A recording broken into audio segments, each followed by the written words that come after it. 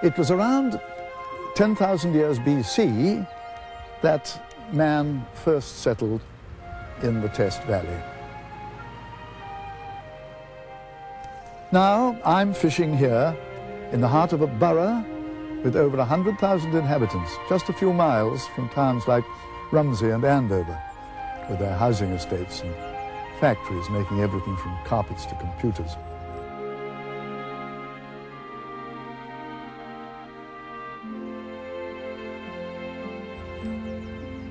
Yet, I can still come here with my rod and enjoy a scene which seems as old as England. Over 300 years ago, Isaac Walton could have been thinking of this very scene when he wrote in the Angler song, "Fresh rivers best my mind do please, whose sweet calm course I contemplate and seek in life to imitate." And that's a sentence which still holds true today in the late 1980s. After all, if the only thing in fishing was catching fish, we'd never do it.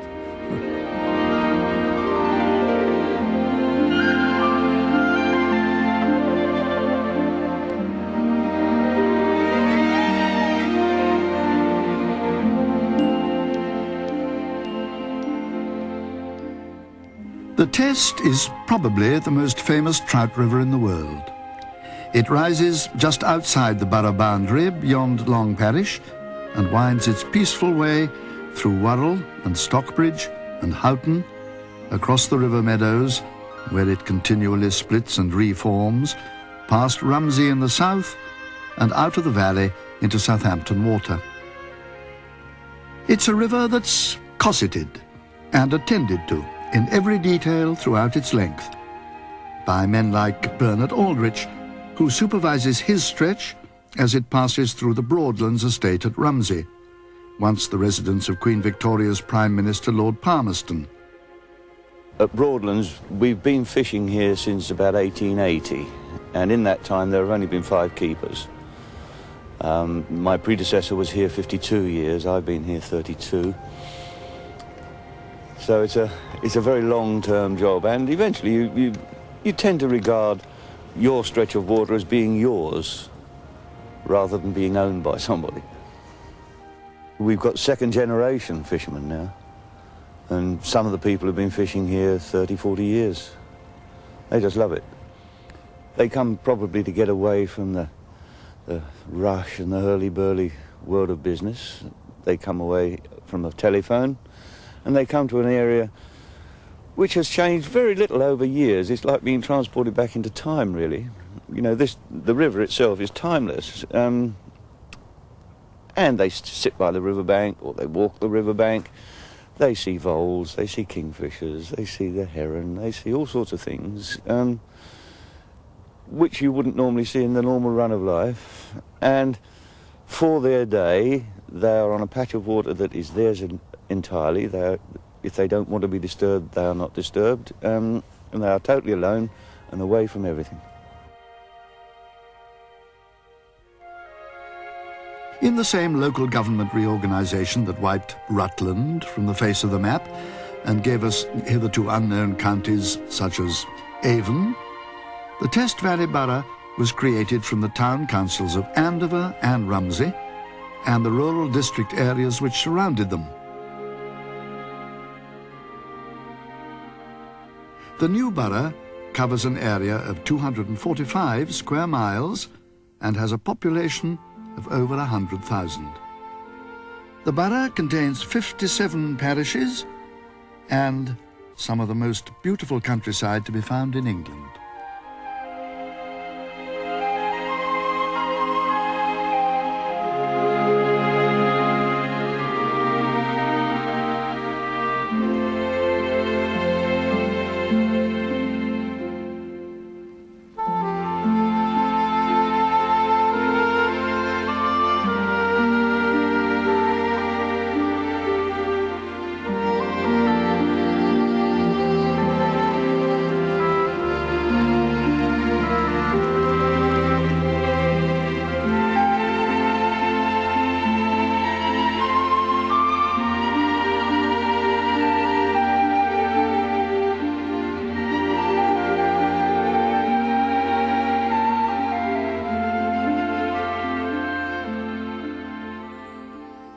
There are two principal towns, Rumsey and Andover. Rumsey has a population of 15,000, while Andover is twice that size. Rumsey shares the administration of the borough with Andover, and council meetings are alternated between the two towns. Several council departments are situated in Rumsey. In Norman times, the life of Rumsey revolved around the Abbey, founded in the 10th century and considered to be one of the finest examples of Norman architecture in Europe. It was the abbess who virtually ruled the town until Henry VIII dissolved the community and evicted the nuns in 1539. But the people of Rumsey raised the £100 that was needed to buy the church, and so the heritage was preserved for both residents and visitors today. One of the highlights of the year is the Rumsey Show, held in Broadlands Park, just outside Rumsey. Founded in 1842, the Rumsey Show is one of the biggest one-day shows in the south of England.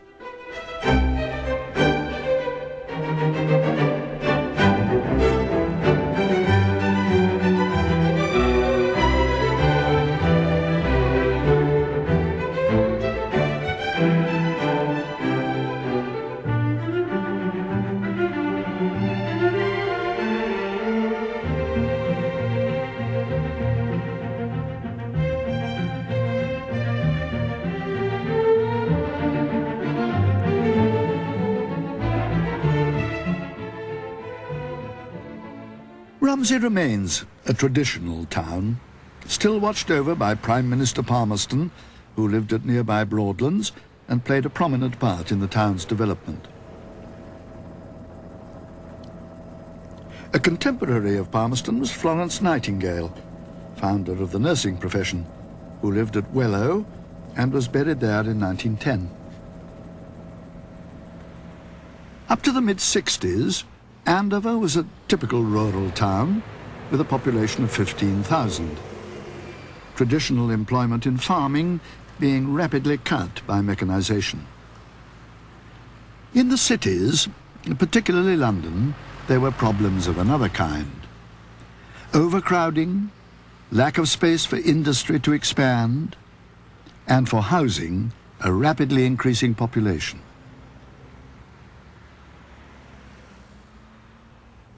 Faced with these problems, the London County Council, as it then was, looked to relocate industry and its workers in small overspill towns. And in 1961, an agreement was signed making Andover one of those towns. The idea was for the London Council to finance the purchase of land, for industry to relocate, and for house building.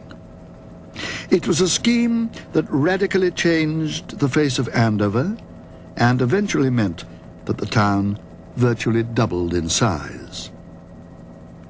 Among the first to make the move was Twining's Tea, then confined to two cramped factory sites in the East End of London. Whilst it was a tremendously dramatic move at the time, it was the best thing that ever happened to Twinings. We were bursting at the seams at our old factories in the East End, and we were able to bring 80 families with us and to set up this custom-built factory. And within a few years, because we were able to expand, we were opening a new plant in the north of England. We have since built onto this factory 5 times and onto the office block once, and we have fairly recently opened a new factory in North Carolina in the United States. None of that would have happened unless we'd come to Andover. The overspill plan was an ambitious piece of social engineering, which certainly changed Andover and marked the resurgence of the area in terms of growth and prosperity.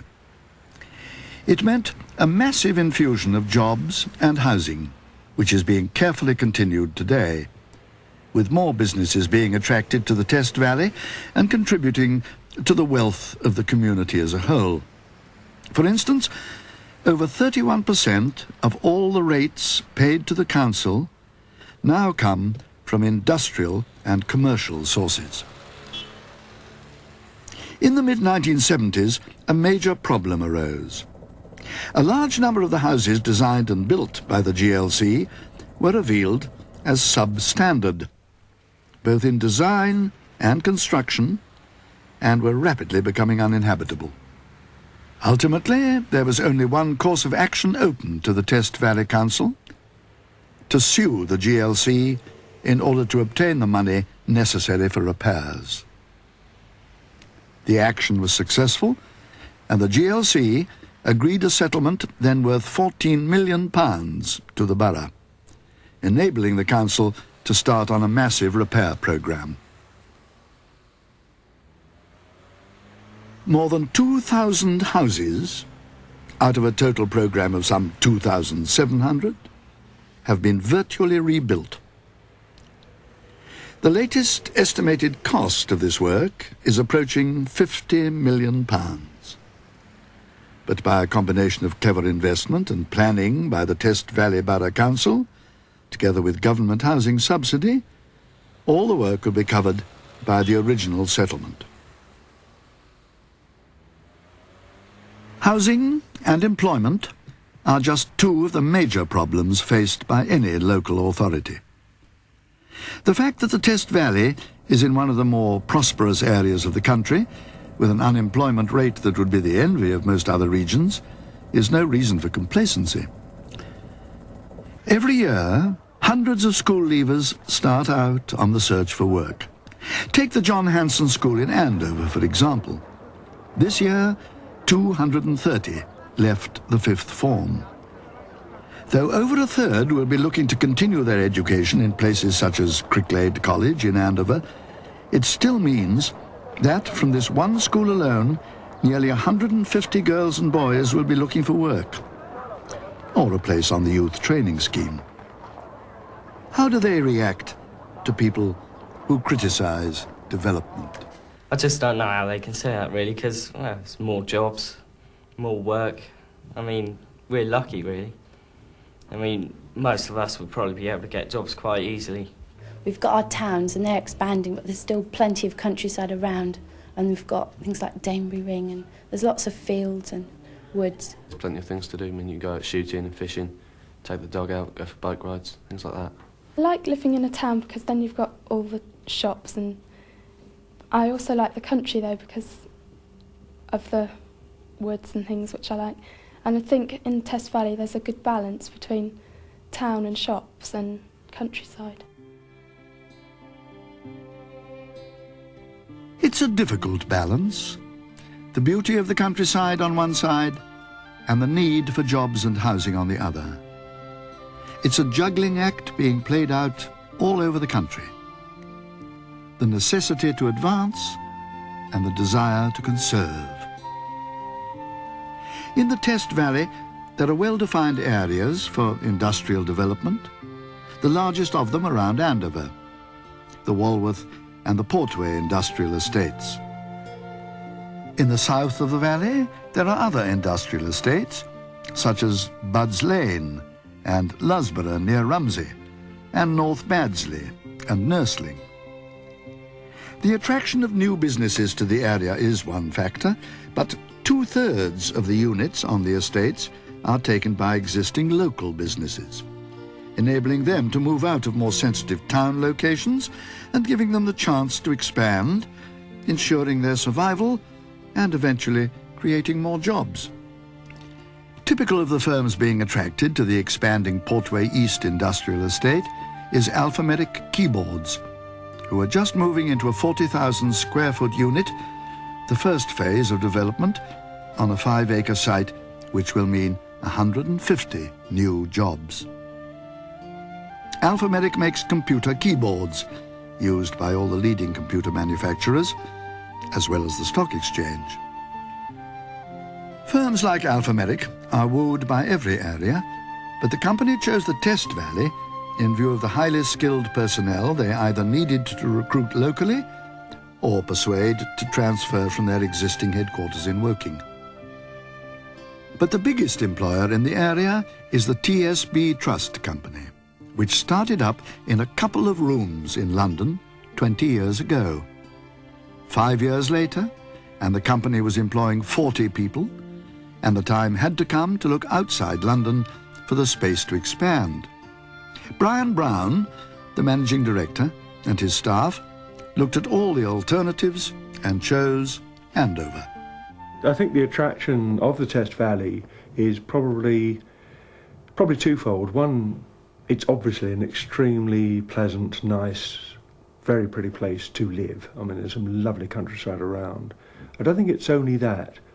I think you've also got the attraction that its communications are good, especially from a business point of view, for getting people for a second. Communications with Heathrow, Southampton Airport, London are good, both rail, road, air, etc.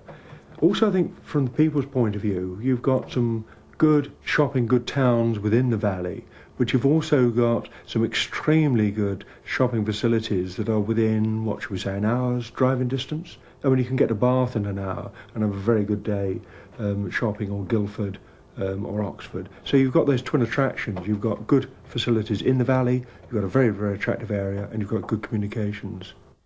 Businesses such as the TSB are vital to the future of the Test Valley. They not only mean a variety of jobs, but they are the right kind of jobs. No one would suggest heavy industry should come to the valley. The Test Valley's policy of encouraging new industry and employment has already paid off.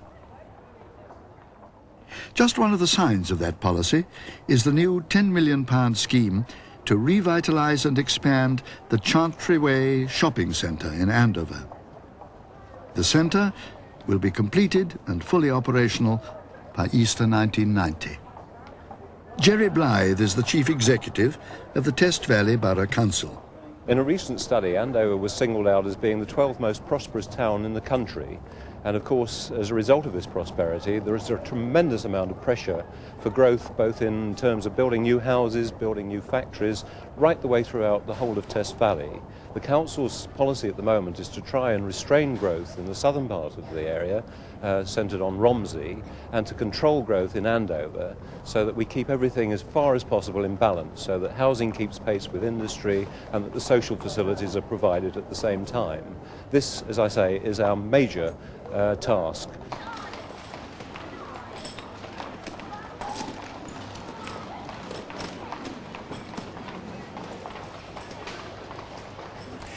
It all comes down to maintaining that balance. A balance that means our children can stay in the valley and find work here if they choose, but at the same time causes the least possible harm to what we have already got, which must be one of the most beautiful pieces of countryside in England. As for myself, it's time I went to catch my supper. Nothing like a fresh trout.